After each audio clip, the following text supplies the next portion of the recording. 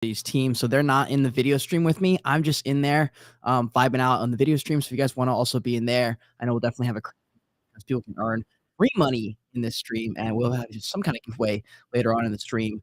So shout out to everyone here. But guys, welcome back to the Joyage Kingdom. I'm Cage, your guide. I'll be replacing the little voice inside your head for now, giving you a break from the constant internal monologue that is the human mind. I want to say first, thank you for listening and reviewing on whatever platform you're on. If you haven't already, smash that like button for me. Subscribe to the channel. Join the kingdom.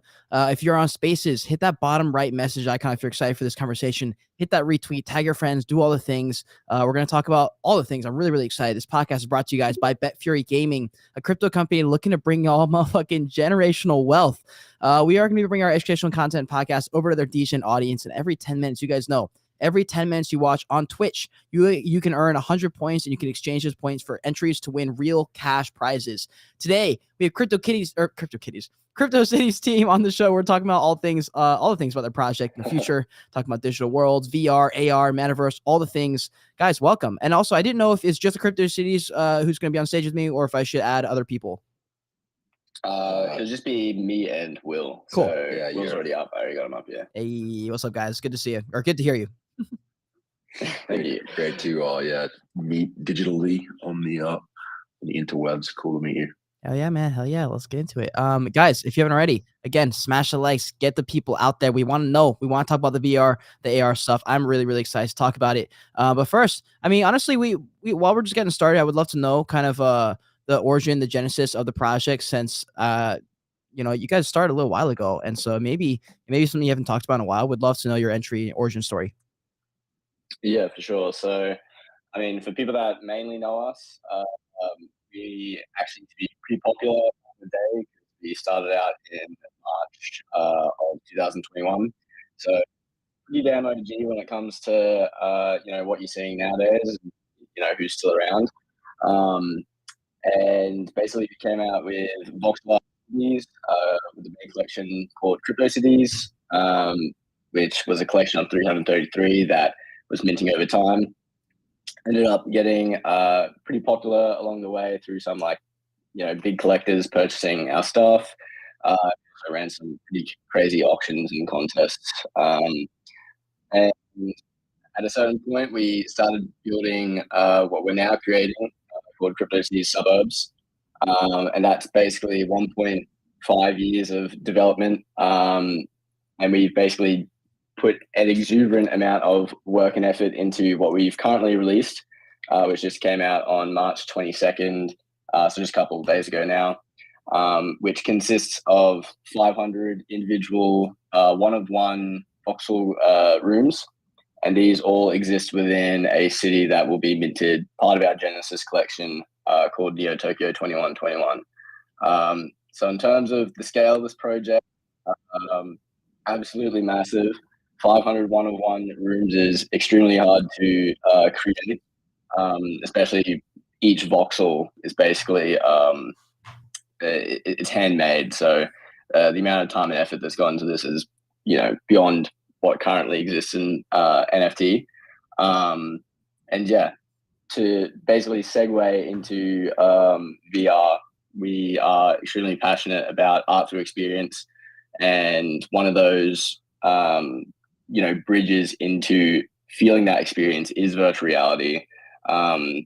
Everyone on CryptoCities is super bullish on it, and that is basically our crown jewel is being able to integrate a lot of these rooms and all of our builds into virtual reality. And I will try and pin some of our videos because we do have a couple of our builds already in virtual reality, which look absolutely insane. So yeah, I suck at multitasking, so I'll have to just quickly go by these tweets. I love it, dude. I love it. What's your most of your time being spent on right now in the day to day? Right now it's just obviously preparing for the mint. So right now, Neo Tokyo is a mint over time. So we're releasing it's basically set up in a class sort of theme. So Neo Tokyo has a full lore behind it. We've basically written multiple books about it, and over the last year and a half, via our head artist and also one of the team members creating descriptions for each room. So within Neo Tokyo, there are basically like 5 classes, and they all have like a different supply of rooms. So what minted on March 22nd was class 4 and 5, making up 280 of the rooms. And then this coming Wednesday, so literally 41 hours from now, we'll be releasing class 3, which has 96 rooms going to the public on a public sale. So basically all our effort is just going to you know, making sure everything's running smooth, making sure we don't have any bots buy up all the things for a massive ARB play. So just doing our best to make sure our minting goes as smooth as possible, and get the name out there. Right on, dude. Right on. Have you guys had any like FUD points? I know there was some different things that happened, like with NFT Worlds, a few other projects that were in that category that took a pretty fat L, and people were kind of scared about it. Did you guys have any of those FUD points? Was the community rock solid? What was that like? I mean, it's a good point. I think like metaverses as a whole really tanked pretty hard over like 2022. But an important distinction to make is we're not exactly a metaverse. We're not trying to build our own game, or we're not doing massive developments that those metaverses took on and didn't really realize what the scope was. Yeah. What we do is we create art, and via extension, just being super bullish on 3D art in specific, our models end up being able to be interoperable with different metaverses themselves. So when metaverses are basically accepting the GLTF format, which is what our models are based in, we'll be able to go there. So building a metaverse, but we're just built for a metaverse, and we can basically go wherever we want. Last night we were looking into putting our models into like the Unreal Engine Fortnite like build sort of platform and see what we can do with that and make some maps out of it. Damn, dude, that's some crazy shit. Yeah, man, metaverse took quite a big hit in as far as just narrative. I think people just were like, "Damn, this might be a little bit of time." People were so excited. I mean, I definitely was. I remember back in the bull run days. I think we just didn't expect such a just like to be deflated so much, man. It was some scary shit. So you guys are spending a lot of time getting ready for the mint here. Has anything? I guess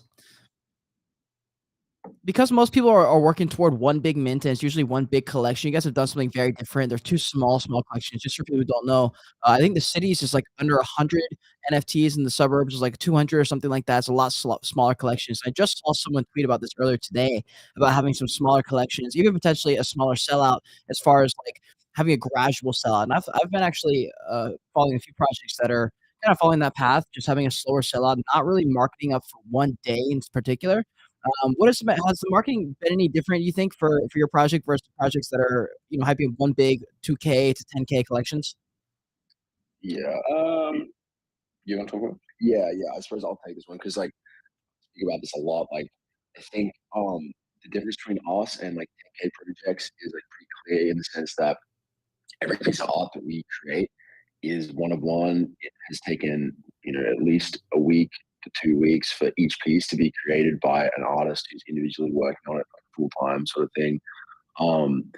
And we wanted to, with the extended mint, give every single piece its time in the spotlight, and also bring attention to the world building and the story that we have built to this world, because Neo Tokyo itself is like it's really multi-dimensional world that we've as Bo mentioned before, he's saying like we've written books. Like what he means by that is we've written a lot of backstory that goes into this thing. Like every single apartment comes with it's set in the city, it has a physical place in the city, and also it's tied to the Genesis collection, and it has a small description that ties in with the backstory of Neo Tokyo. And like, so we wanted to, with this extended mint, really focus on the art and the storytelling that we've always wanted to put out with this thing. So that's kind of why we wanted to do an extended mint. Other reasons would be like,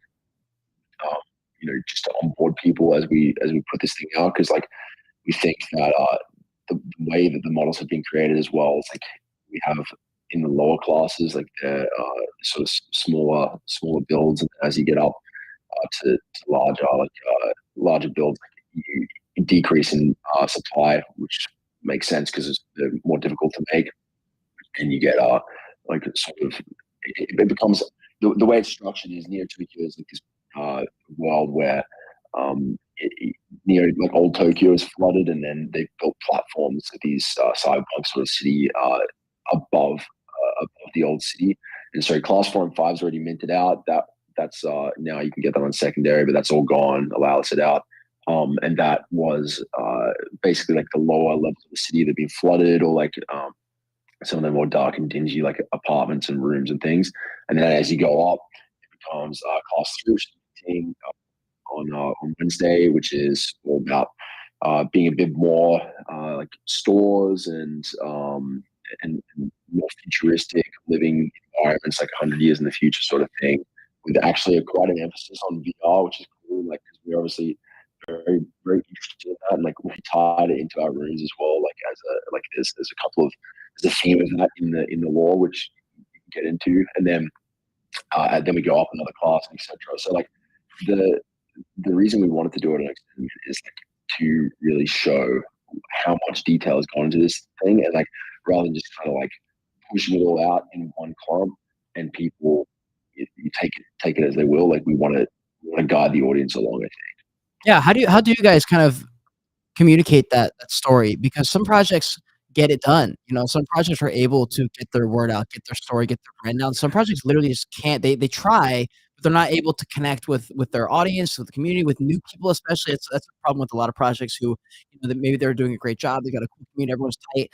Thing is, they just can't get that full price to budge. And it is not even something they should be caring about, because it's tough. Because a lot of times if you got a project that's sitting at 0.3 versus 0.03, people just automatically just think, oh well, I'm just not excited.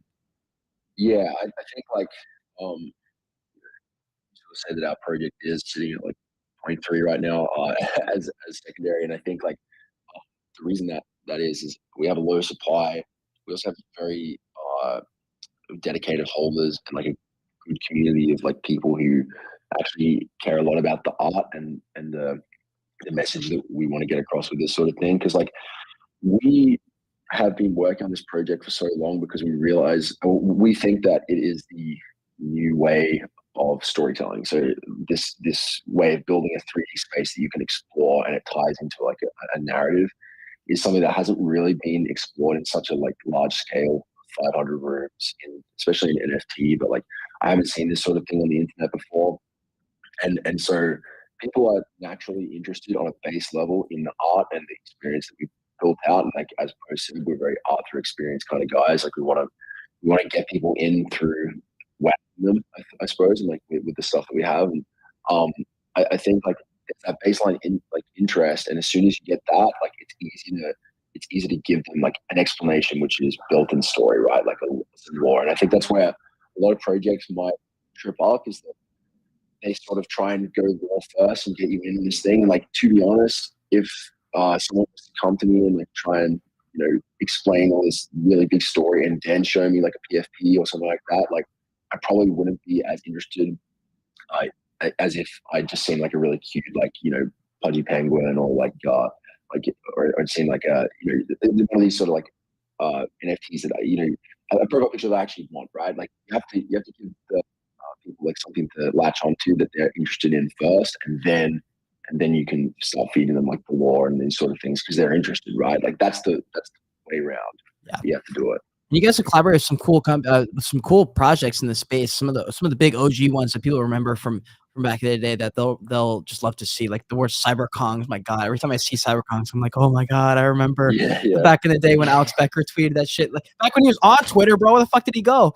But Board Yacht Club, CyberKongs, Sandbox, like both. I mean, there's a few massive companies to collaborate with. What was that experience like? How'd that even happen? For projects that are trying to make that happen, is the secret just a high floor? What's the secret? The secret is being cool and talking to them.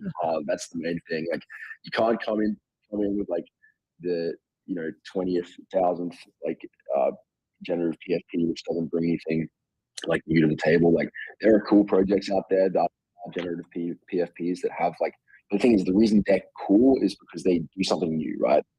And you can't just come in with like the same off and try and like collaborate with these sort of brands. Like we were there from the start and we were doing our own unique thing, and we just talked to these guys like they were interested. And like that's the truth of it, is like if you want to have good relationships in Web3 and with whoever, you just have to be yourself and be a cool person. Like I think that's a real problem in the space, is that there's too many people out there who get kind of freaked out. They want to make like a lot of money quickly because they see this thing happening, and then they forget to be genuine. And that's like, the biggest mistake is like most of these founders of these places, like, they want to see, like, they don't want to just get make Sandbox plot out. So we work with Uber a lot. We also, as Sandbox owns our first city, we know Sebastian, like Nice. the founder. So we worked a lot. We have a big like building team that works there as well. CyberCongs, we made a city for them, which we're going to be putting out at some point, and also like stuff that we'll be doing with them in the future. Like we know the founders, so like these things, like these relationships, it's just like real life. Like don't come in weird, like, Yeah. that's the thing. I would say that's probably the answer there, because I have a similar story there with collaborating with some of the coolest people in the space. Yet I don't have 80,000 followers on Twitter or 100K on Twitter or anything like that. Exactly. Never did. I've some of my coolest collaborations came when I was at like 2,000 followers. And that's literally from that. Yeah, beating to your own drum, doing your own thing. Talk about a little bit here, because this is something that if you guys have any questions, specific questions on VR, AR, the worlds, digital worlds, definitely ask it, because I've got a few different questions here. We got a lot of things to talk about, but we want to hear y'all's opinions. If you're in Twitter Spaces, hit the chat button, and retweet, ask questions. If you're in Twitch, if you're in YouTube, if you're in LinkedIn, if you're on the Twitter video, I always forget that's there. Ask your question, guys. But I do want to talk about the models and how they're integrated into VR, and just talk about VR a little bit, just in general.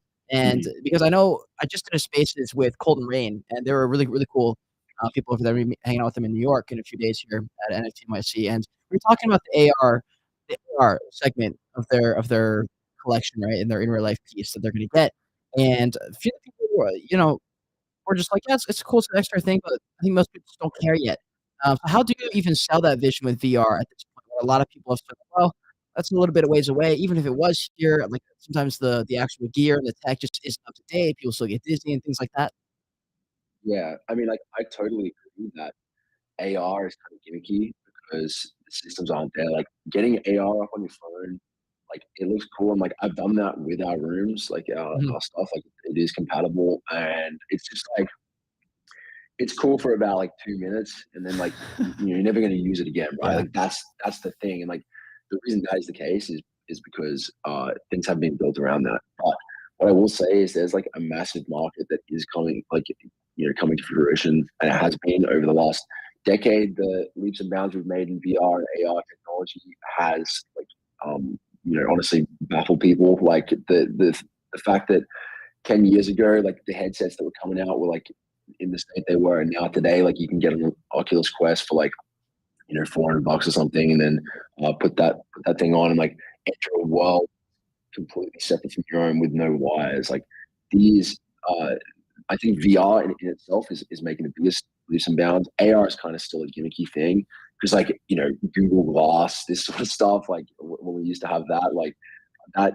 This I still haven't seen this come out that's really put it convincingly in like the day, like an everyday user sort of thing. So yeah, I don't know. I think it's kind of gimmicky at this point. But when it comes to virtual reality, I think that's like the other end of the spectrum, which is like, okay, well, we're trying to have it sort of halfway in between being like on the screen and on like in real life sort of thing. Virtual reality kind of cuts everything and just says, hey, let's see what we can make like the coolest immersive experience. And that's where we're the most like interested is it's building these experiences, because I've been in VR. There's link some stuff in the tagged like pinned tweets, but like it's a different experience like entirely, and you really get a sense for the scale of these builds and like what the idea of 3D art really is. Because I have this idea, this vision of walking around. It's usable on your phone. You can then sort of flick it into a VR headset, both you and your friend who's like sitting somewhere like a couple 100,000 kilometers away or something like that, like can jump in and play Mario Kart in like a room that you bought. Like these sort of things are cool ideas that will only happen, with the right development. But I think it's definitely going the right direction. I think like if you just look at what people are interested in, like the whole thing about getting dizzy in VR is something you get used to. Like, and it's really like people probably thought that when they first got on like computers, they were getting their eyes like burnt off by the blue light sort of thing. Like these things people get used to when they adopt the technology. So I think like there's a massive future for VR. And in just looking at like the biggest moves, like Apple's coming out with a headset, like Facebook's been doing their thing with Oculus for ages. Like there's a lot of like Oculus has been like the biggest most downloaded app on the App Store around Christmas time, sort of thing. Like there's a lot of room for it, and I think that no one's doing what we're doing, in the sense of building out really inspiring, like spaces, and then in terms of tying that in with digital ownership and like NFTs. Like, so we have a unique sort of niche, I'd say. I was gonna say with AR, I actually agree with you. I think a lot of people disagree with that take, which is interesting. I've always thought VR was the one. I'd never been that. I mean, I know AR is gonna be cool, but it's not exactly immersive. And I think the leaps and bounds it would need to take would be higher than what VR is, just because it's easy to get immersed. Like in my head, it's easy. Like for some reason. I remember this pops up in my head now, but when I was a kid, I hated going to live shows because I was like, why would I go to a live show? Can't even get immersed. It feels silly. I feel like I'm watching him play. Like, but I feel like I know I'm gonna play, but it feels like I'm watching him play. I want to watch something where I'm immersed, and that's the difference. It feels like with VR. Is this some? I mean, yeah. Once you really get the kinks out of the way, just dizziness, really, and you can figure out a way where you can maybe if you want to move, if you want to run in real life, you can get like a kind of treadmill that stays in place or whatever. But I think people forget how easy it is to change the narrative. Like I told this story a few months ago, maybe on a podcast of when I was in high school. I had just transferred to this new school, and we had never beaten this team called Somerville. And the first year I went, we lost, as we always do every single year. And then the next year, I was like, you know what? I'm trying to play college. I got to change the game here. I got to do something cool. I got to like make a name for myself. So the next year, we just beat them. And the first time in the school's history, we beat a team. We beat this team. And I looked back like 5 years after I graduated. I was like, damn, we have never lost since. We have never lost to that team since we beat them that one time. And like that's the difference with VR. Like we're not ready. It's not this or that. I'm like, yeah, but what happens when one thing comes out and suddenly we are ready? Then it's like, oh, bull run back on, baby. That's like, like that's the point, right? It's like the 4-minute mile. Like I thought they could run it until some dude did, and now everyone's doing it, like breaking the record right afterwards. Like, Yeah, it's just that mentality, and this is what happens with tech.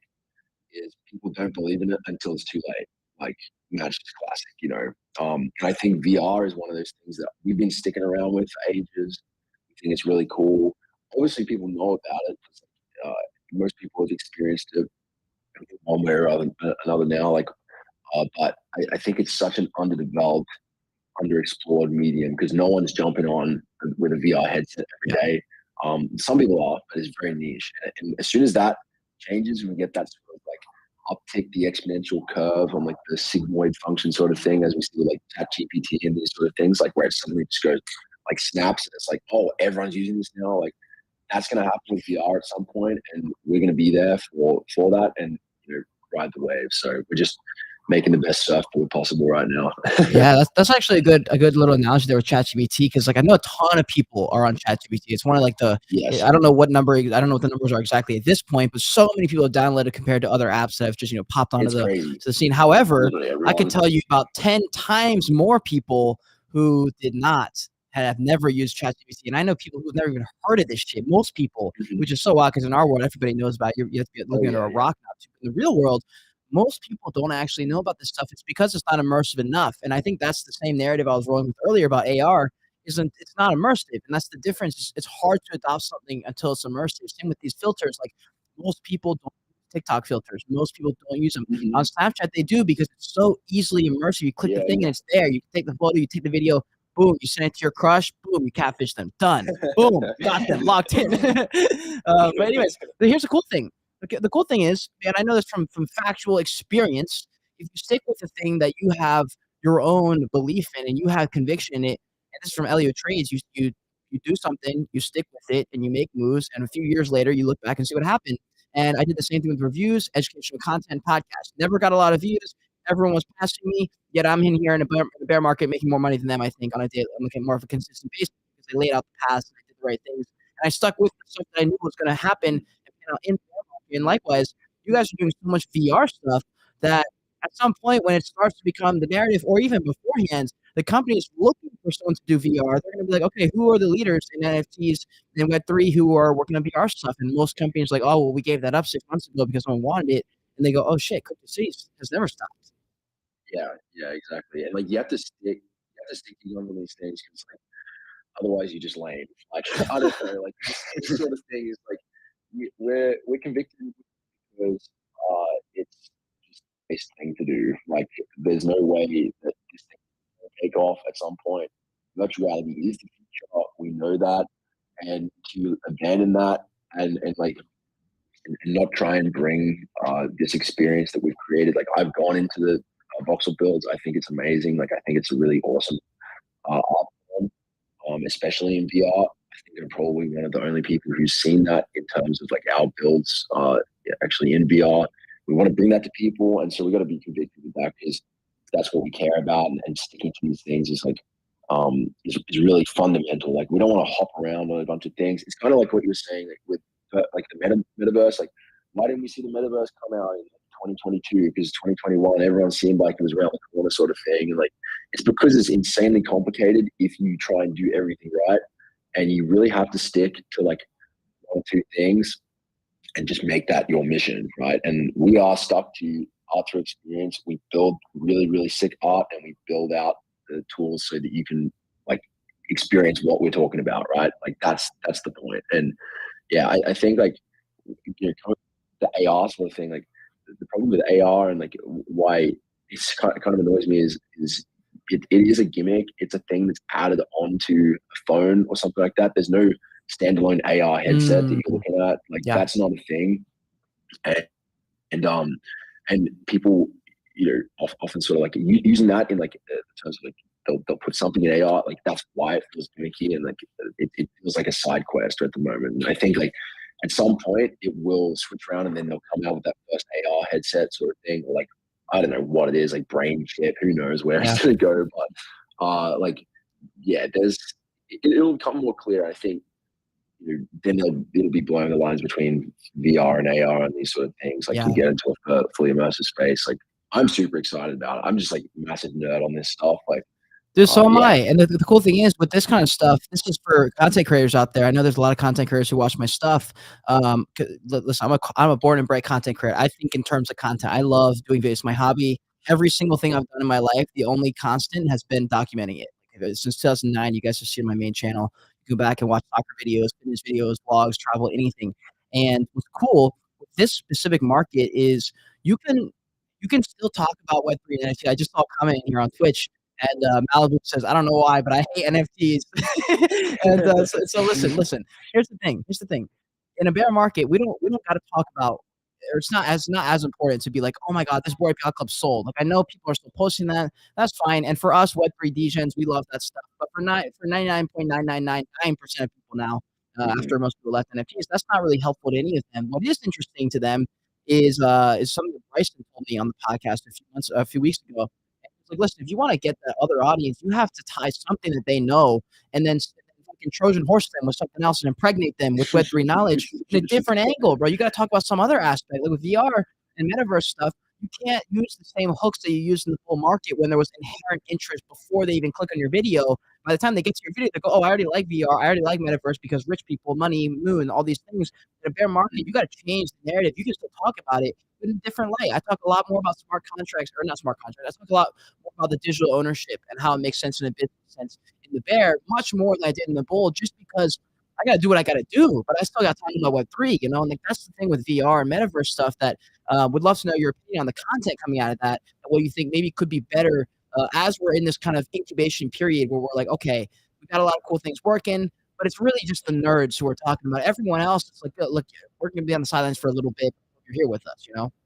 Yeah, like I think I really agree with that. I think the bear market is almost the best time for cryptocurrencies because have been those long-term thinkers, and I've always thought we try to craft good quality content. We don't want to talk about a project in like a monetary sense, like check this sale out sort of thing. Even though we did have periods where like our full price was going crazy, we were selling stuff for like 80, 50, like it was crazy, but like we never wanted to make that our narrative, because we've been focused on these things for a long time, and like it wouldn't be true to ourselves to change that up. I think like when it comes to the content that's coming out in terms of like metaverses and I suppose they're different concepts at the moment, right? Like VR metaverses and stuff like are really pretty basic. Like I've been on like Rec Room and stuff quite a bit, and like these sort of platforms where you can play like paintball with your friends or basketball. And those are fun. They're not art focused. They're basically just like screaming at 12-year-olds focused. Like it's fun. I do have to say it is a fun experience, but there's a big gap between that and what we're building, and then what the NFT space is kind of doing as well. Like you got like things like Sandbox and like other side coming out with like Second Trip recently. That the Second Trip was really, really dope. I think that they're doing, like, you guys doing a great job of creating something that's interesting and also not overselling the idea of having to be on their platform all the time or something like that. They're building it sort of right, the community based, and you don't want to start off with a metaverse that has no one playing it, right? Like you want to build in like the IP and like the stuff that your community fell in love with, right?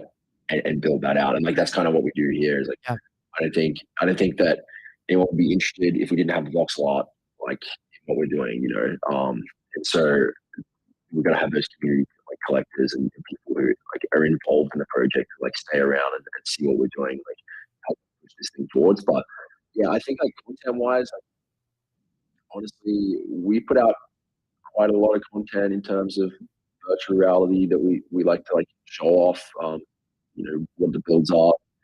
We are wanting to do a lot more development on that side of things. Like there's just like a lot of potential for us there. And I think like there is a lot of lackluster stuff that has come out, but the bear market is definitely a filter. It's like, okay, well now you actually have to get their attention, right? So like, it is like I see a lot worse stuff in the bull market, but that's just because Twitter's going crazy and stuff. So yeah. I was gonna say I've even got some pointers, some people who are like I said, content creators who watch, just for some ideas of content that's easy to make, is look at what's already out there that's good and just fucking react to it. Like one thing I had a console meeting with this guy who's a gamer, and he was like, "Look, I'm just not that. I'm pretty good in front of the camera. I just don't know what to do.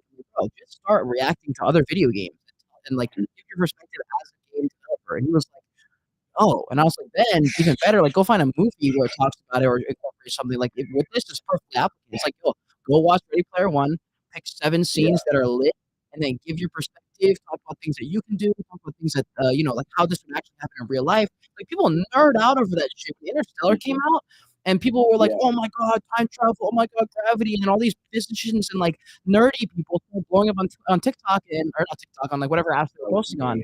Because of that. So yeah, exactly. Like there is inherent interest. You just gotta go to what's already, looking like there's people looking for it and be like, okay, let me tap into that audience. Like my friends who have blown up on TikTok is oftentimes they just use something that's blowing up and they just stick their name on it and plant their flag and see what happens. You never know, Yeah, it's all about being. You have to be a normal human. I don't know, like it all just comes down to being normal. Like if you think that something's cool and you want to share it and you want to give a good take on it, like then do that. Like projects you are just in it to just retweet and take rent on the thing, like not actually like offer anything of value in it, just they want to ride that like hype bubble or whatever. That was the bull market, sorry, in the bull market, but not the bear market, right? Like that's the thing, is like we are like I would say our team is, we're pretty switched on, like interested in a lot of different, like a range of different things. Like you're saying Interstellar, I actually did physics at uni, so I nerded out like heavy on that movie. But like obviously I'm not going to post about all the maths that went into like that film or something, but I can add some insight on like what I think about it and like maybe, link to some other sources and stuff like that. And I just think like when it comes to interacting like on Twitter and like building out a brand and building out an identity, it is important to be personable and to get people interested in what you have to say, because it's exactly like what you do with yourself, okay, right?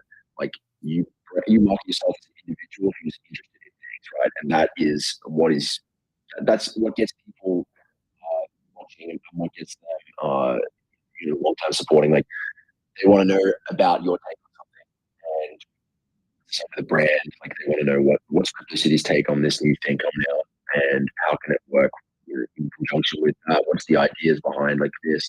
Maybe they can bring something cool to the table, because that's what people are on Twitter for. That's what people are on social media for, to like get opinions and like test it against their own sort of thing. Yeah, 100%, 100%. Before I go into the next question, I didn't know if you guys wanted to run any kind of giveaway that you guys. I usually just do it in the middle of the stream, and then like towards the end, I'll announce the winners. So if you're ready, I'm ready. I think Bo's on that. Are you, Bo? I'm not sure. Yeah. Oh. NFTs to give away. So if you want to pick a winner, I can send over some stuff. Just unfortunately, no. Sorry. Did you want to just do one winner or? Yeah, probably one winner would be best. Gotcha. Cool. And then also Genesis Truffle. You know what? I just realized what you said about my sound breaking up. You are correct. That is my audio. I just forgot. I'm not sure if this will support my audio. Hold on 1 second, guys. While we are doing that, give me 2 seconds. I'm gonna. I'm not 100% sure if I restart the stream if this will end the Twitter/YouTube. I don't think it will. I think if I restart it, I'll be okay. Let me give me 2 seconds. I'm just gonna mute my mic real quick, guys. You know what? Actually, we'll just use this time to like let people join the giveaway if they want. Guys, if you want to join this giveaway, all you need to do is be following the 3 speakers on stage, myself, CryptoCities, and Will. Just make sure you're following us because we're gonna DM you, and we can't DM you if you aren't following us. And all you have to do is hit that bottom right icon, the retweet button, like, and then if you want to have even more entries, screenshot where you're at. If you're watching this on YouTube, if you're watching this on Twitch, wherever you're watching it, screenshot it and tag us and tweet it. And we want to see our fucking faces, my beautiful face, my beautiful sunglasses, the CryptoCities, Will's, PFP, the Pixel. We want to see that all over Twitter. Yeah. Get this PFP is pretty cool. Oh yeah. Okay. All right. I'm gonna mute myself just super quick. I'm just gonna try this. This will not affect the spaces, I don't believe, but if there's a chance it'll pop us off on YouTube and Twitch just momentarily. I think it'll just bring us back though. Yeah, no worries. All right. Sweet. Cool.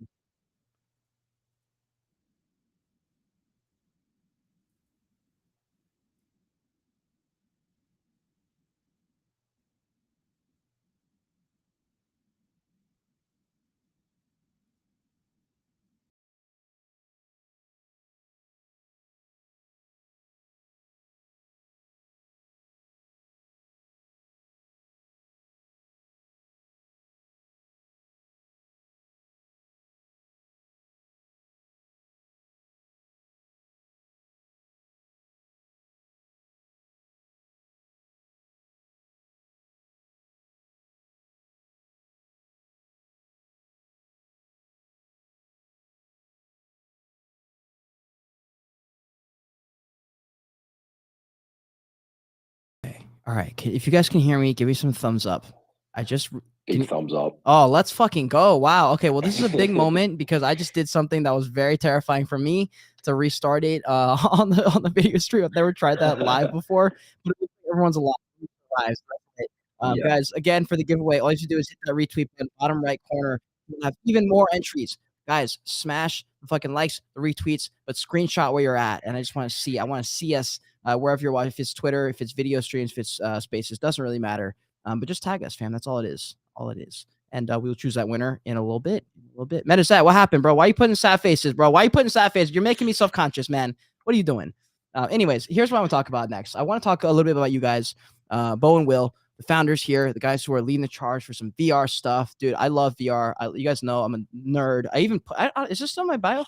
Yeah. Metaverse gaming maxi. I'm not a gamer. I almost was a gamer. I like put out all this stuff about gaming, and I was actually kind of on point about it, but I thought maybe I would become a gamer, and I'm just not a gamer, guys. I'm really just not a gamer. But if Ready Player One type shit comes out, if anything even close to that style comes up where it's immersive and I don't have to feel like I'm just sitting there playing a game that I'm not good at, then I think that'll onboard so many more people. I just don't think the majority of people are gamers. You know, I think they're more like me, where it's kind of like an in between. Like, what are your thoughts on that? Like, what kind of games do you think are gonna pop heavy and hard in the metaverse? Like, what are Crypto City people gonna be playing? Yeah, dude, I like could not align with that more. Like, I'm personally not really like the biggest gamer. Like the other two founders, Bo and Kai. So Bo obviously in the call. He's yeah, they're into like League and stuff and all these other games. Like they're way more cracked at stuff than I am. Like I just do not have that natural talent when it comes to like any type of like MMO or anything like that. Like I'm just terrible. Me too. But I like I respect the amount of hours you can play on that thing. Like I got into Minecraft pretty heavily when I was a kid, like everyone did. But like that's the immersive sort of thing. Like that's world building and being like, you know, having the world like you make your own sort of direction. I mean, it is voxel art, so I suppose maybe biased towards CryptoCities there. But like I was a big fan of Minecraft and stuff. But I think that when I popped on my first VR headset and like just went into game super hard, which is just like honestly the best onboard game in virtual reality. I think like it's so well finished. So like it's a really simple idea. It's very intuitive to get. Like, and for those who haven't played super hard, if you get a VR headset, you should download it straight away and just use it to demo like what is possible. Because it's this basically it's a game that you kind of like Neo from the Matrix. You're this guy who's like trying to get through levels. People are shooting at you, throwing punches, these sort of things, and you can slow down time by slowing your movements, and it gives you this sort of experience really that ties into the idea of a 3D space being part of the game, because you dodge bullets by actually moving your body and slowly sort of moving out of the way of these things, and you feel like you're in the Matrix sort of thing, like the movies. And the reason that is such a good use of the technology is because like it's just really intuitive to get at first, and I didn't stop playing until I finished it, because the level of immersion and like the skill like gap that you have to do that is like pretty small. Like you don't most people are pretty good at existing in 3D space, so like VR becomes a lot more natural than you know, as long as it's a well-designed game like Super Hot, VR comes a lot more natural than it does for people to just play like on a screen sort of thing. Like if you're running around, like we got the PS5 like hooked up with the VR like headset that they got out recently, and have been playing like a Star Wars demo as well. Like you're just running around, you're shooting enemies, you're trying to kill stormtroopers. Like that's like a real life sort of scenario. Most people are going to be a lot more immersed and like a lot more able to perform in that sort of environment than like if they have like really high CPS and like trying to spawn a bunch of minions or something like that. And you know, like this sort of thing is like hard to do for me personally. I'm not very good at it. It's kind of like learning how to type fast or something. And I don't think most people are, you know, necessarily like predispositioned to want to do that or / good at it naturally. There's people who are like can sort of take it and then skill gap everyone. But like, I think VR is definitely this sort of it's the final frontier of like, okay, well, this is basically just real life. I'm just doing something different, and people will instantly be a lot more interested and a lot more like the whole game is immersion, right? And like, yeah, I totally agree with that point. Well, so, and one thing that I thought was interesting is that I've always liked pixel art, and I've honestly come around to like I've just since the beginning liked pixel art, and then I've had a few projects that ended up moving from pixel art to 2D and now 3D, and like getting better quality. Have you heard any like what are the public people saying about pixel art? Because there's pixel art that is doing fine, like Pokemon. I'm like 90% sure Pokemon games are pixel art, right? Yeah. No, like I think pixel art is the coolest thing about. Like I don't know if you follow. There's just a lot of great pixel artists out there. There's this one girl called Wanella on Twitter who just does like these amazing sort of portraits of places. Like she'll do the classic lo-fi beats girl sort of thing, like where it's you've got like the person studying before a window and there's rain coming down, and like these like spaces which are, you know, obviously quite themed with Japan and these sort of things because like it works very well with the pixel art style, like that anime sort of style. And I will mention that I am biased for that as well because I do live in Japan. So like I'm like I really like those the take on like on the sort of environments you can get here, and it's cherry blossom season at the moment. Like that works really well with pixel art because you have these little pixels sort of falling down over the screen. But like I would say pixel art came out because of the limitations of the time, and it was, you know, you had a limited color palette. It was this processing power couldn't take in like you know, Mario Kart, a certain Mario 64 and these sort of things, like they didn't have enough processing power to not use pixel art. Yeah. So it kind of at this time with arcade games and stuff, like it was heralding a new age of interacting with digital sort of spaces. And I think like for us making pixel art again and like using like harkening back to that retro style is kind of why it kind of ties into like the beckoning in of a new age with VR. We want to be those sort of like vintage aesthetic, but in a 3D sense. So that's why voxel art is a smooth sort of transition for us. Is like we think, yeah, that's what's cool. It'll be cool in the future, sort of thing. Oh, what do you think? What are your thoughts on that? Are you also in Japan? Yeah, we basically all the team lives together. In Tokyo, yeah. Dude, that's so cool. I'm half Japanese. I geek out over Japan. I've been there so many times. It's my favorite place. Oh yeah, definitely. Well, except Disney World. I don't know. Japan and Disney World, that one was tough, dude. I really like Harry Potter World. Dude, I don't know. Like, I don't really like Disney World that much. I think personally, like, I haven't been. So maybe I'm like, maybe it's just like I don't like the rides and stuff. Like I get sick on them, like these sort of things. Oh, like, okay. I love roller coasters. Like, yeah, I mean, fair enough. To be honest, if I like roller coasters, like, I suppose like then I would like it. But they've actually got in Harry Potter World. There's one of the things. It's so funny because my dad is like ultra Silicon Valley manager, like crushing it in out there in California. Motherfucker cannot even be in one AR ride. Like there's some kind of like roller coaster that has like a small little, you know, virtual component. Man was just throwing up everywhere after. I was like, bro, are you kidding me? It's like such. I was like, bro, you're like this is like your shit. What do you mean? He's like, I can't handle it, bro. My stomach, I don't like it. I don't like going up and down. But dude, that's gonna be really cool. Like we were saying earlier, we're one thing away, whatever it is, you know, like in Web3 world, like we're one tweet away from Frank from the entire space deciding we're doing this instead. In the real world, we're like anything away. Like one roller coaster could go viral on TikTok and change the entire game. One roller coaster involving a VR or AR component or an NFT component where it's like, yo, if you rode this ride on the first day it opened, like I remember when Hogwarts opened, I was there on the first day. Like imagine if they just sent us an email and like, hey, by the way, this is a digital receipt that's stored in the blockchain, so you can't lie. It's guaranteed in 2 years we'll do this, this, and this.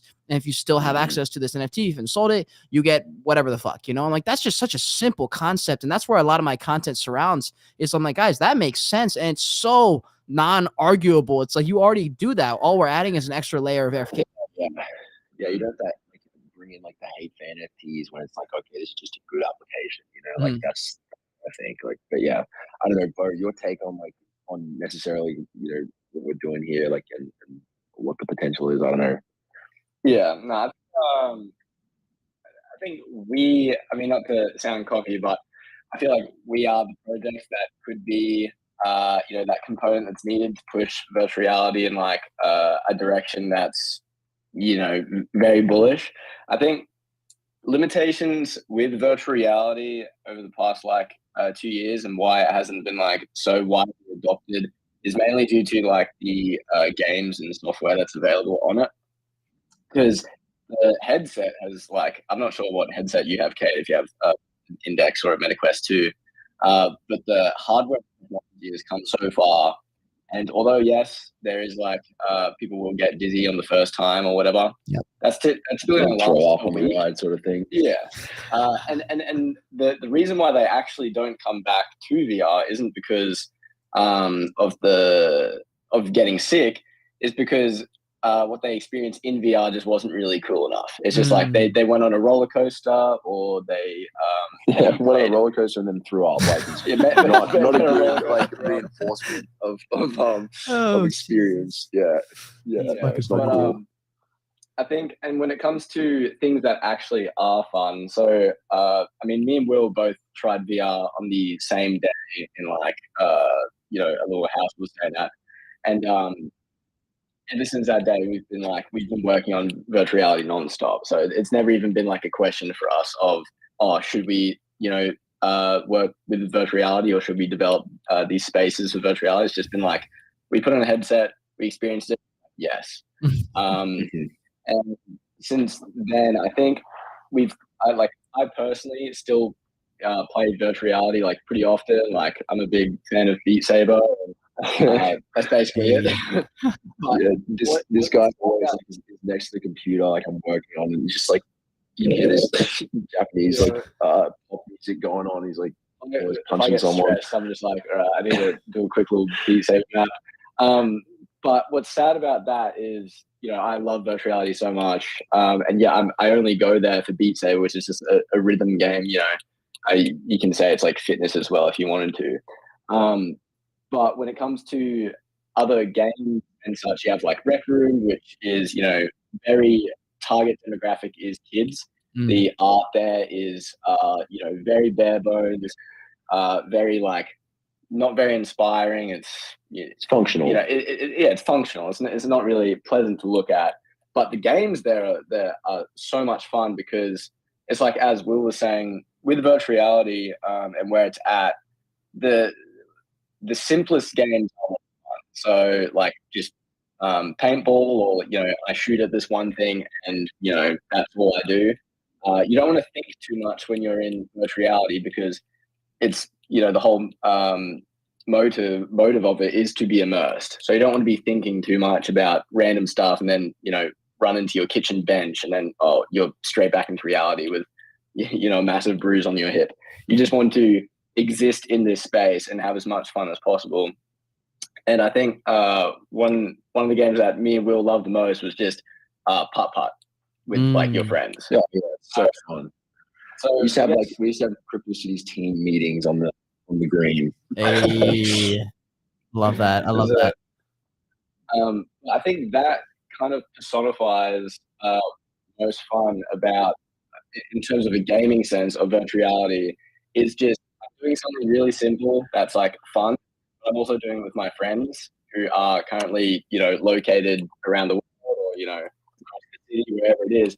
But to me right now, they feel like they're right in front of me and I'm joking with them.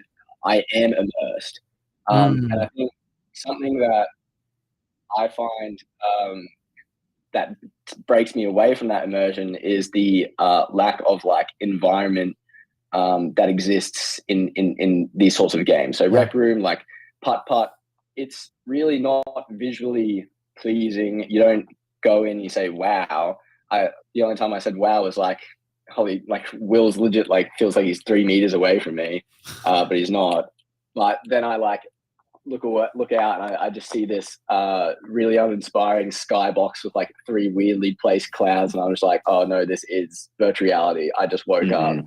But we have created scenes through voxel art. I think another key point of voxel art, it's kind of like how Will was saying, pixel art for the time was due to the constraints of technology.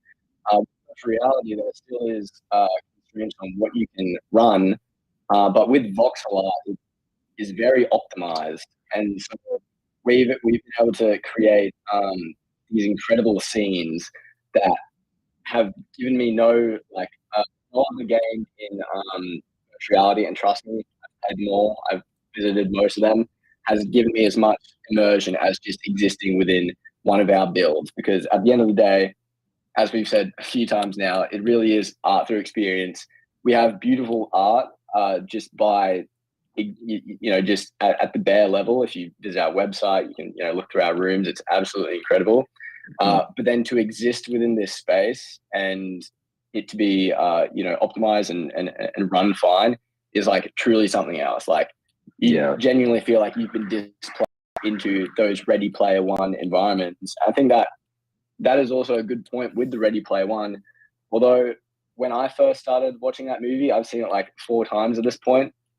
Please don't What was spoil so cool about it was at the start when he, puts on the headset, was just the aesthetic of it all. Like Yeah. going through the worlds, Yeah. that was sick. God, it There was was so sick. obviously guns and the guns, and you see Reed walking along. But what was Yeah. so cool was just the environment and how they are executed. The spaces that they wanted to create, and that's what we're building is these beautiful. We're basically creating the foundation of what virtual reality should exist upon, which is Mm. a digital space that you can just basically pop into, and you're away from where you are in real life, whether it's your room or your kitchen, wherever you are, and now you're in this sick, for Neo Tokyo. It's amazing, like virtual, cyberpunk, dark, with like neon lights. And it's absolutely amazing, and that's the foundation we've built. You put on the headset, you feel like you've transported to somewhere completely foreign. Yeah, and that's an And interesting then, take. It's an interesting thing to focus on specifically in VR to kind of take over.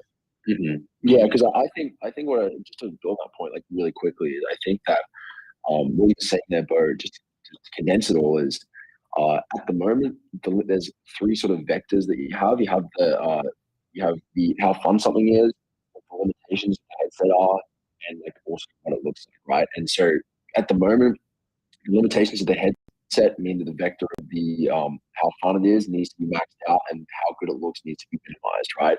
And like as we start to get better and better headsets, we can start to max out the how good something looks, like that vector, I suppose. And like we think that we're kind of taking it from the other perspective. Like we don't have necessarily like a cool paintball experience, something like that. Like these sort of things like built into our platform or like what we're building, right? Like that's not there, but like we know that the technology is heading in a direction where we will be able to use these like crazy scenes.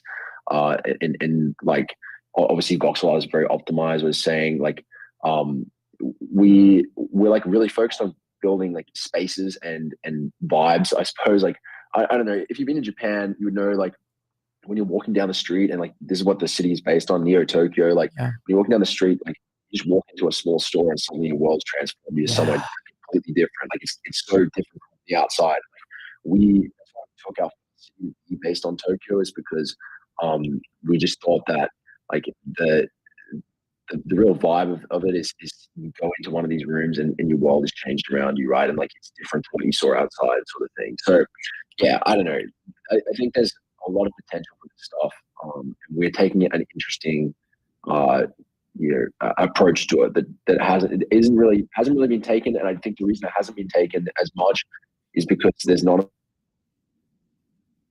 enough liquidity to fund that anywhere else. But I think that NFT facilitates that, right? Like there is a lot of liquidity in the NFT market that allows you to put focus on art, right? So Yeah. Well, I was gonna say, like, I feel like a lot of the things we talked about, maybe people either are like, yeah, I have thought about that, but I haven't thought about it in a while, and like, same with this, like, this conversation. I haven't talked out loud or thought some of these things, even though there may be truths that I've thought about or even agree with already. But it's like unless you have these dedicated conversations about it, you're not gonna know. It's like the same thing with like in a relationship. You like think your significant other should know about this thing or that. But then you're like, wait, I didn't even say it. How would they just read my mind, kind of thing? And this is kind of why these conversations are cool, dude. These are aspects of VR that you wouldn't think about just on your normal day because people aren't talking about it. One good question here. By the way, guys, I'm gonna announce the giveaway winner in a second here. I'm actually gonna throw my own giveaway in there as well. So just make sure if you want to participate, you're following all three of the speakers, me, CryPTOCITIES, and Will, or me, Bo, and Will. But the three speakers on stage, retweet the space, hit that bottom right icon, just retweet that space, and then wherever you're at, if you want to get more entries, just screenshot. If you're on Twitch, if you're on YouTube, wherever you're at, screenshot where you're at, and tag us on Twitter and just tweet us. Just tweet us, fam. That's all you have to do. One cool concept that I just heard about because of OOKJIOO on Twitch says, is it really true that GTV 5 will be a play to earn game? I heard that they're creating their own token. For some reason, I thought that said GTA. GTV 5. Have you heard about this? I had no idea. Yeah, neither have I. Damn. Rip. All right. Well, sorry, OKJ. I thought that was gonna be a great discussion, but we don't know anything about it, fam. Sorry, bro. Sorry. The one thing that's cool about the gaming world, which we'll see which gaming streamers end up taking the helm here. We just saw Dr. Disrespect incorporating blockchain into his game that he's sort of spearheading. What are your thoughts on that? Do you think Mr. Dr. Disrespect will we jump into VR at any point that's on his radar? I think there's been a bit of backlash on that. Like, obviously, people were saying like, oh, like you look at things like Axie Infinity and stuff like where they made mechanics that then got like turned into a sort of cesspool of people grinding for it and stuff. And like, I think like it is difficult for someone like him, his presence, to create a game that is just for gamers and isn't going to have cheaters because like people still haven't solved the cheating problem when it comes to like this sort of thing. Like as soon as you put like a $50,000 asset in a game that you can win, people are going to want to cheat. So I think that problem is still yet to be like solved. But I actually do really respect his conviction and like what he believes in. Like he's one of those people who's seen past what general NFT vibe is, right? Like you go on Twitter and like see too much of this waggy stuff, you're gonna want to like leave. But he's pushed past that and like he's trying to show what the potential for this thing is as a use case, right? It's not. I really respect that conviction, and I think as long as he sticks along with that, then the right things will happen for him. Well, another concept there I was going to say is like in Ready Player One, there's a scene where, and I'm going to bring it back to Dr. Disrespect, but there's a very quickly, the real world gets involved in this metaverse world because it's like, yo, like you said, now there's this in-game asset that's worth a lot of money. It's so funny with Ready Player One because like the whole concept was get this key and then like Dash drops the key where you get this beautiful key and the key is worth $1.6 million, whatever Rocco decided to sell that, which is so cool. And good for him and also good for him paying the royalties, making a point to pay the royalties. That was lit. But as soon as the main character in Ready Player One just got a little bit of clout, his real life started to become, and, his safety was compromised. People were trying to cheat, basically, which is kind of such an interesting topic that people go, "Oh my god, NFTs are bad because now people are going to cheat." I'm like, bro, what? Like, of course they were going to cheat. That's humans. That's human nature, bro. Yeah, I just that's not like a valid argument in my opinion. Like, I don't know. Like maybe it is. I just feel like it's a bunch of two people who think it's such a good argument. I'm like, bro, you don't know. No. I think you have to play the line right, and I think that you have a really good point. Is that cheating always exists? It's existed outside gaming. It's just nature, human nature, to want to cheat. It's the easiest way to get to your goal. Therefore, you want to do it. But I think it's important if we were to bring it back to Dr. Disrespect for him to like acknowledge it and try and do things to stop it. But like in another sense is like you have to you have to realize that probably those big games where it's like, okay, well, this is a really expensive asset or whatever, they won't work as well as you want. But I think on the lower end, when you have just small communities playing for these sort of things, like there won't be as much cheating. Like it'll be more centered on like the actual use of the technology and stuff. Like I don't know. I think with mass adoption comes like a lot more opportunity for actually cool, like non-biased competitions to actually come out of this thing rather than cheating is just a massive problem. It's going to go unsolved for as long as gaming continues to develop like new mechanics and stuff because people just keep figuring out how to. I don't even mind it though, bro. Like I think it's kind of funny. Like in movies when there's cheaters, when there's like I don't want to say like the word gangs, but like when there's like certain like what's an example?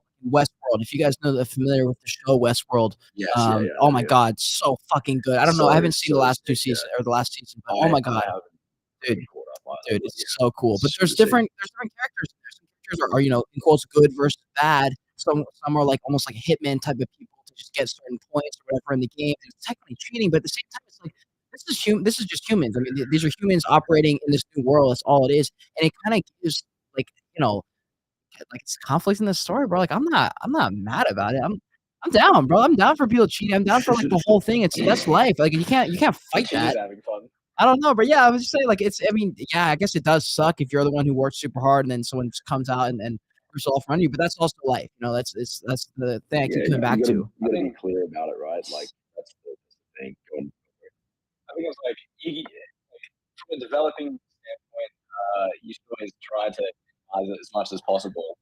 However, I 100% agree. It's just like human nature is something that you can't, people are going to do whatever it is they can do for an edge. I think, as Will said, like I come from a gaming background in League of Legends, which is a super competitive game. If there's an edge I can get, then obviously I'm going to take it. And it's also like if you want to earn money off basketball, you have to be really damn good, right? Yeah. So, whatever road you need to take to be the best, and it's exactly what you're going to do. So, 100%. I don't think there's any way you can do perfectly.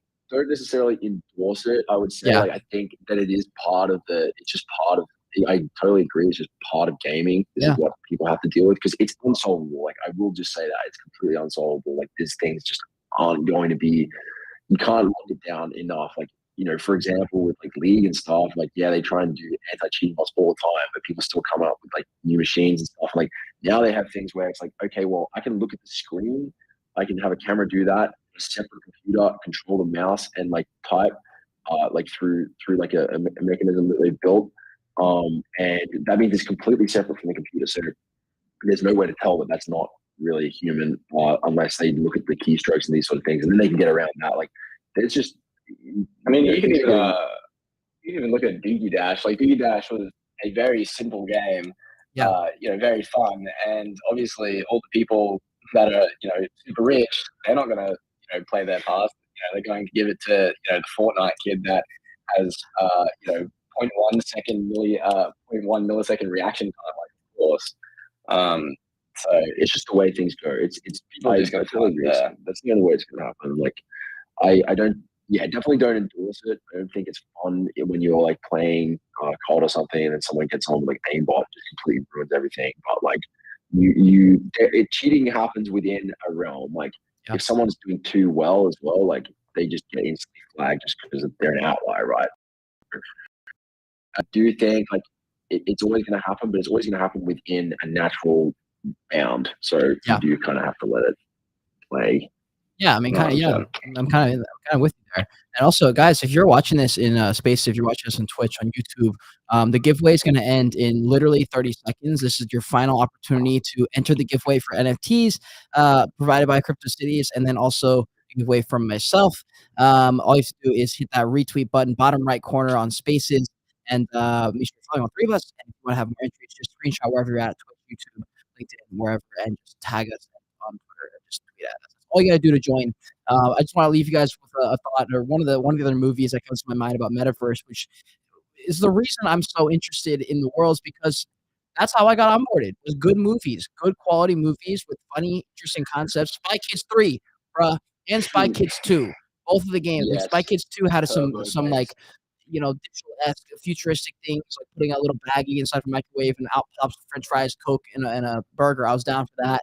Spy Kids 3, the Metaverse, literally the Metaverse, one of my favorite movies that incorporates the Metaverse.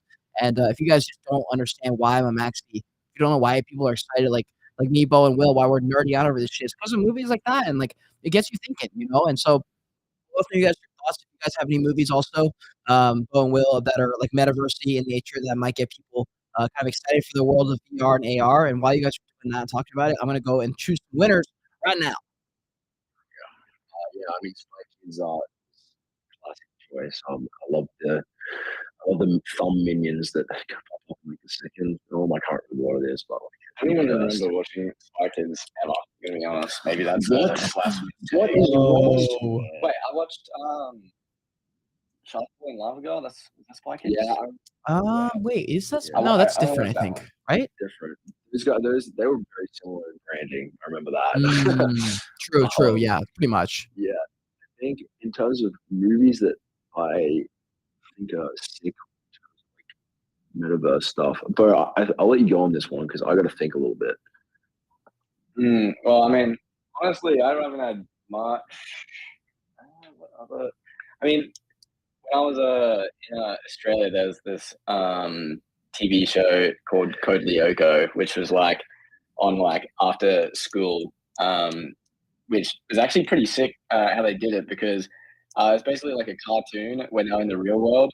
And for whatever reason, there was some computer that was like underneath their school that would like basically send off some sort of robots into the real world, but they'd always go down to the computer, upload into like this metaverse-esque thing, and then the animation of the TV show had actually changed to 3D, like CGI. So it's actually super interesting for its time. But I guess that was kind of my first introduction to like a virtual world. There was a lot of cool shows like that.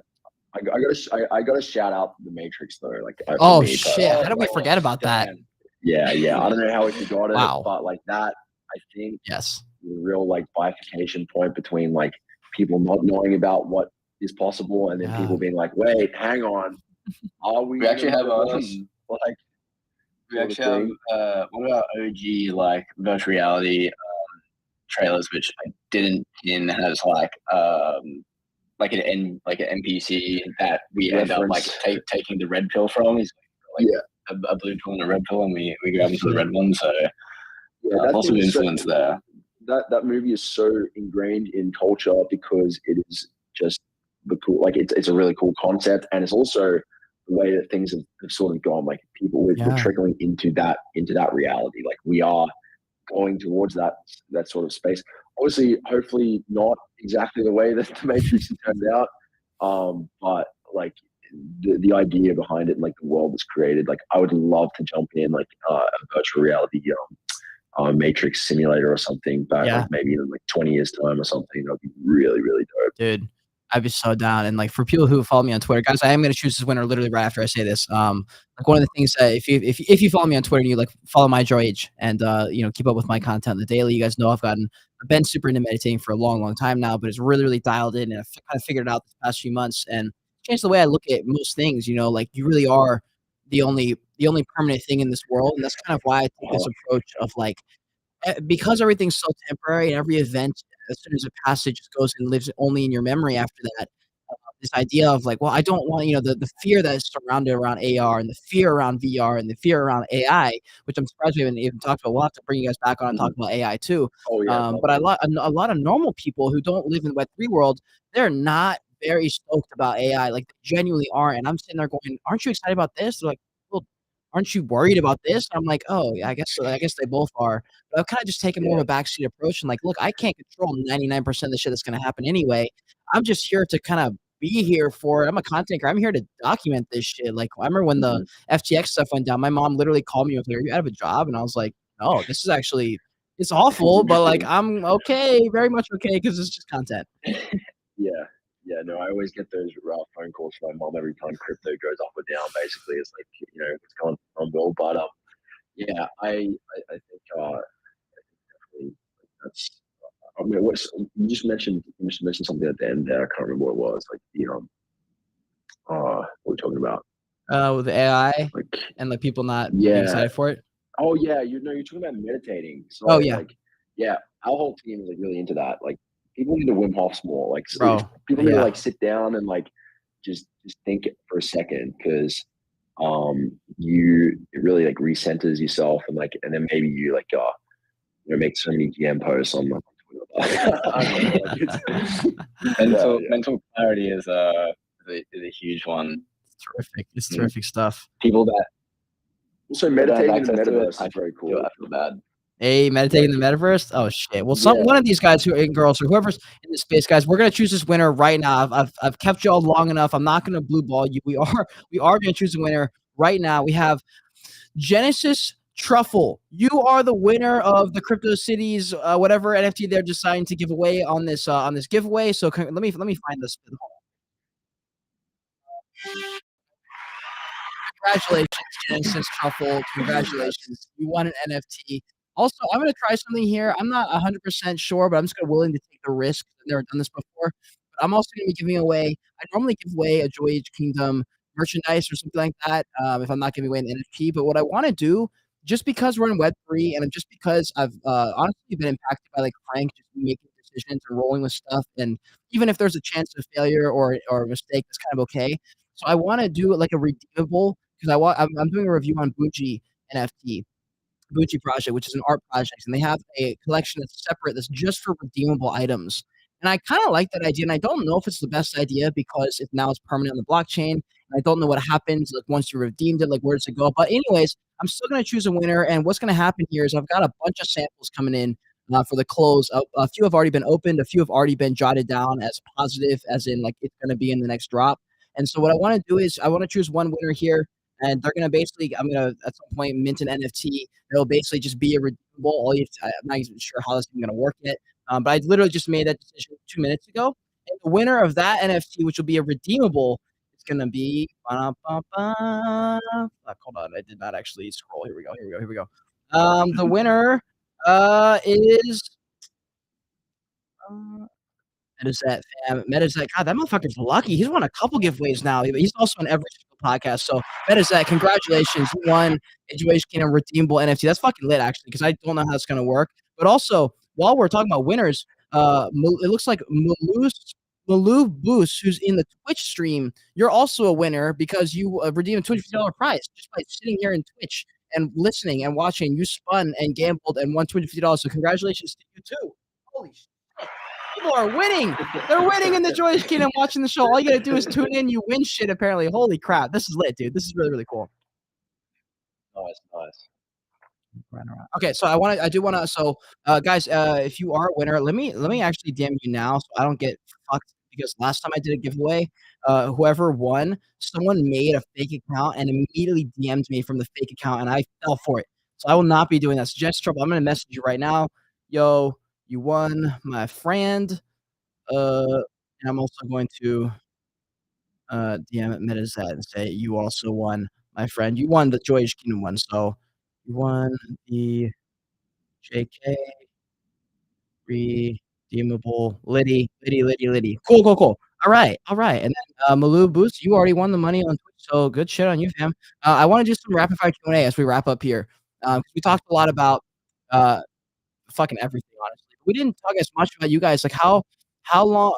What were you guys like before this career switch? If you like, I don't know if you've always been in VR and tech stuff. Like, what were you like in high school, college age, like teenage years? Were you always like entrepreneurial? I like asking that question to people in Web3. Will, do you want to go first? Can you guys hear me? Sorry. Yeah, I can hear you. Got rang like 5 times by my sister for some reason. She's like, yeah, I suppose like, what we were like beforehand. Kaiba and myself like met actually when we went to Japan the first time. Like, we met in Tokyo, so it was kind of a cool little story. Ties into the fact that we're making Tokyo these days. But yeah, I've always been really interested in making my own sort of thing. Like, I used to run a YouTube channel where I made voxel art actually back in like 2012. It was Minecraft based. I had like Minecraft animations. Like, I was putting stuff out. So I've always been very interested in that sort of stuff. I think like I got like 1 million views on a couple of videos. Like, so then. No, he's probably getting called again. Will, I got a tip for you, bro. Hit that do not disturb button on your phone if you have an iPhone. Yeah, I got the do not disturb. I'm just getting spammed. I think she's just enrolled at uni, so I think she's trying to tell what she got. But basically, yeah, I used to be really involved with this sort of stuff. And it's kind of funny how it's come full circle because I took a bit of a detour, did a mathematics and physics dual degree, finished that, and then went straight back into this. So I suppose I've got the skills now to actually make it something usable and cool. But I've always been very passionate about like building voxel art specifically, but 3D spaces and like 3D art. So yeah. Hell yeah. From my side, I was never really much of an entrepreneur, but I think that's why we make such a good team. Kai, who's not here, is the other co-founder of CRYPTOCITIES, and he was always been very free spirited, business inclined sort of guy. So for me, I was an electrician, basically just your local tradie. And then after that, I went to Japan, met Will and Kai, and was supposed to live there for like a year and a half, just doing whatever work I could, probably like English teacher. But then that was right at COVID, so March 2020. So was only able to spend 2 months there. Had to fly very quickly back, and then after that, I started studying to be a high school teacher. So very not even close to Web3 or any of that stuff. But I got a message from Kai and Will, and we were basically looking through NFTs and OpenSea at the time, and it's kind of just like, well, we should totally just make something here. So that's exactly what we did. We pulled all our money together and came out with the first collection of CryptoCITIES, and since then we've never looked back. Yeah, you've definitely fallen into a very good management role, which was pretty fitting for what you used to do with like electrician work and stuff. Yeah. Like I don't know, like it kind of works in quite well managing people. Yeah, to elaborate on my role a bit, I basically do all the management for our 65 artists. So I do manage them and all the processes of how to make things most optimal. Yeah. Yeah, right on. That's fucking awesome. That is super cool. Super cool to hear. And shout out to Japan. Shout out to anyone who's watching in Japan too. There's a couple of things I have in the works this year that might give me the chance to tap into the Japanese crowd. It's something that was very much on my priority list at some point. Would love to train some of my videos in Japanese and tap into that crowd.